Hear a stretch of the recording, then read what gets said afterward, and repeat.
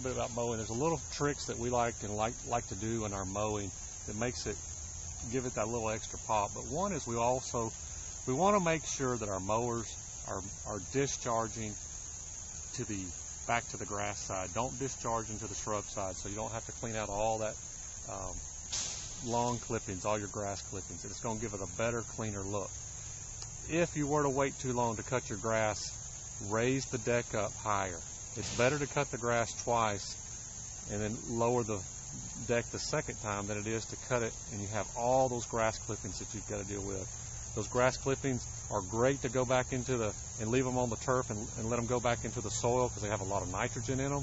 But sometimes you can shade out grass such as zoysia and kill it with all those clippings. So you might have to cut it twice if you let it get too tall. What we like to do is just cut it at around 3 inches, 3.5. It's a little higher than normal, but we're not taking off so much, and those clippings go right back in. I like to use a recycling deck where you don't discharge at all. That way you're not shooting any rocks or debris that happen to get in the lawn is not shooting out toward anyone or anything, and it just makes a nice clean look. The last thing I want to tell you though is rotate your pattern. The temptation is to come in and to cut it the same way every time. What you'll notice though after a period of time, especially if the turf's a little soft, is rutting in your turf.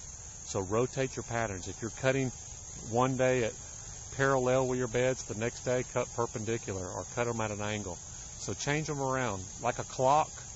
The hands on a clock, think about cutting at 12 o'clock as far as the direction, and then maybe cut it at 3 o'clock going in that direction, and then cutting of course at 5 o'clock on another direction.